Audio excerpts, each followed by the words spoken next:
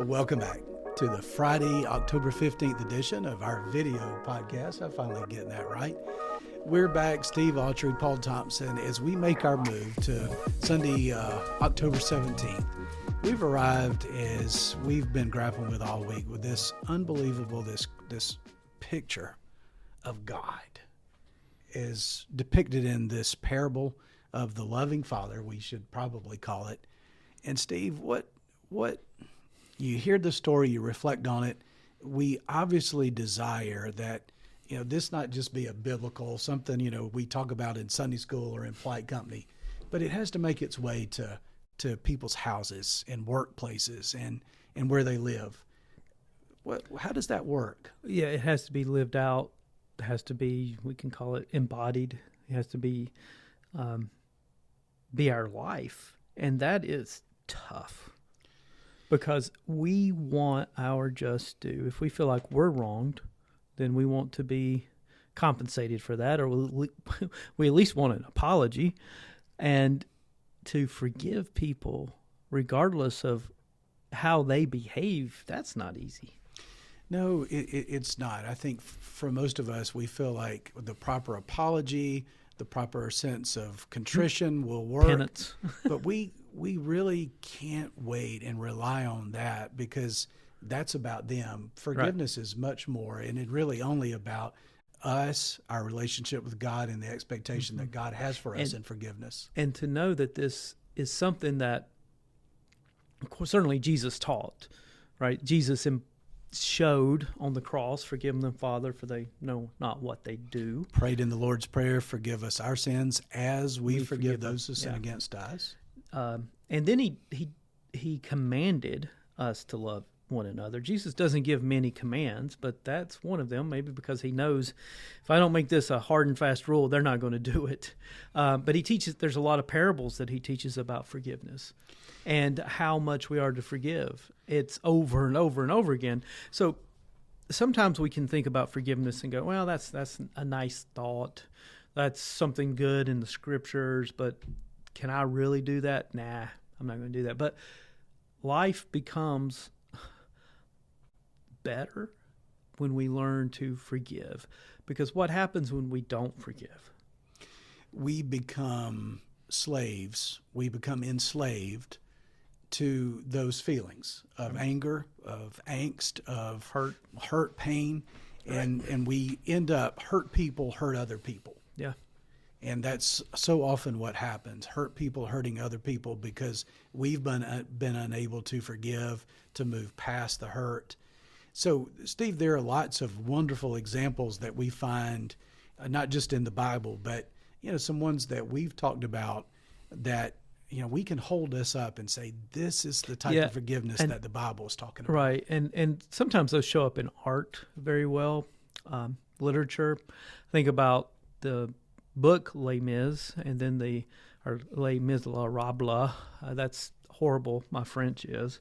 But the musical does a wonderful job of portraying this person named Jean Valjean, who grows up in a horrific circumstance. He's desperate. He breaks a window, steals some bread to feed his wife, his sister, and her son to keep them from starving. And then the harsh French judicial system of the early 1800s lands on him, and he does 7 years in prison for stealing a loaf of bread.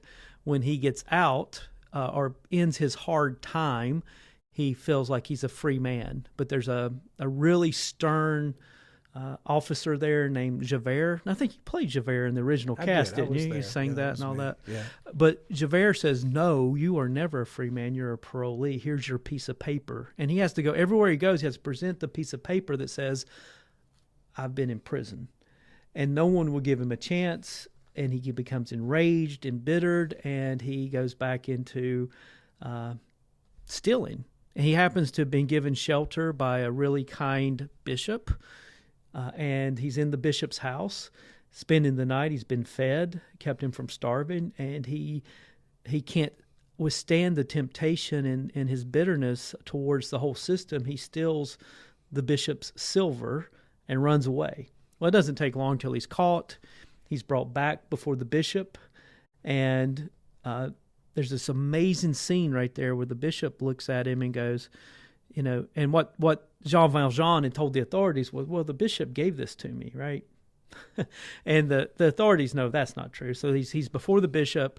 There stands the law enforcement and says, "Oh, this scoundrel told us you gave him this silver." And the bishop says, "Yeah, I did, but you forgot these." And he hands him the best silver he has, 2 rare and expensive silver sticks that are candle holders. And he gives them, he says, "You take these as well." And that level of forgiveness and grace and love is what changes his life. Not prison, not hard time, but the love and forgiveness and grace that he encountered in the person of the bishop. It's almost as if these scenes are so rare that they actually work, that we've got to memorialize them, immortalize them in film and video. I think about a modern day example that I'm sure someone's going to do a film about someday, and I'm sorry, Dylan Roof is the name of the person in the Charleston shootings. Yeah, and the name of the person who forgives escapes me at the moment. But the great thing about that is, even before the investigation was finalized, even before they got to the point where Dylan Roof was confessing, there was already a statement that we forgive him. From the church. And it wasn't contingent upon, well, after the investigation, and if he's sorry, and if we feel like the certain conditions are met. It was not contingent upon anything. Mm-mm. It was about who God was in the life of these people of this church in Charleston. And Steve, I think that's where we've got to all think about. And when that happens, people go, "What just happened?" I think of the shooting in the Amish schoolhouse several years ago, and the families who forgave the person who did that, and it shocks people, and they don't get it because, well, again, it's not normal human behavior as we understand human behavior. It's holy. It's God behavior. We tend to say, I'll be nice to them if they'll be nice to me. I'll respond to them appropriately. It's probably the only Latin phrase everybody knows is quid pro quo. Yeah. You help me, I help you. Right. If you don't, we're done. We're done. You're dead to me. But that idea of forgiveness is something that you have to decide in advance. You cannot wait until the condition occurs. You have to decide, this is who I am today. And the reason and why you can forgive is that forgiveness starts with God. It doesn't start with us. We're not capable of that kind of love. We're not capable of that kind of grace.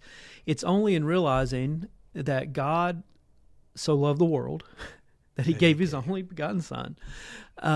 So it has to start with God. And the gift that we get from God is so immeasurable that it would be, in God's eyes, it's unfathomable that we wouldn't share it. Mm-hmm.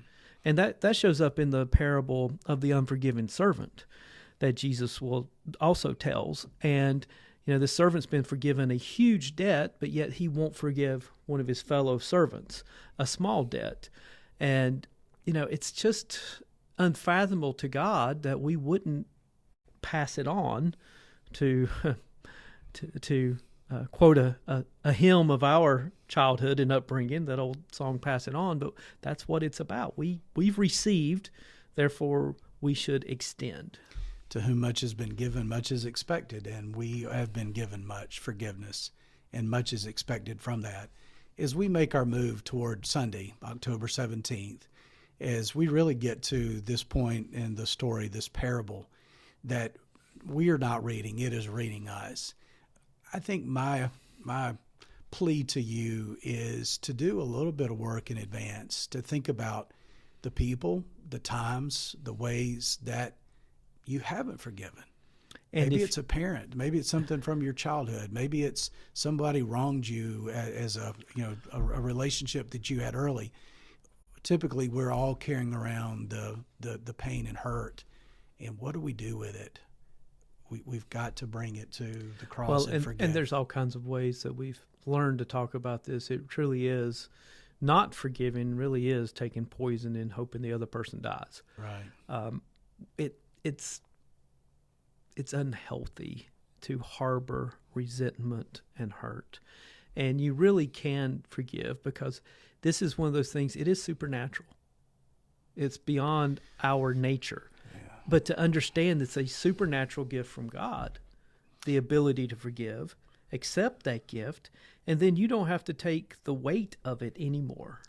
Well, in some respects, Jesus does say the forgiveness that we receive must then be the forgiveness we offer to others. Yeah, they are that inexplicably tied together. Well, one of the ways I like to think about it is it comes in and it goes out.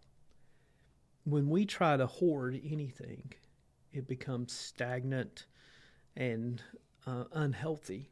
Forgiveness is the same. You can't hoard God's forgiveness. The people of Israel could take the bread, the manna, but they only got enough for that day, right?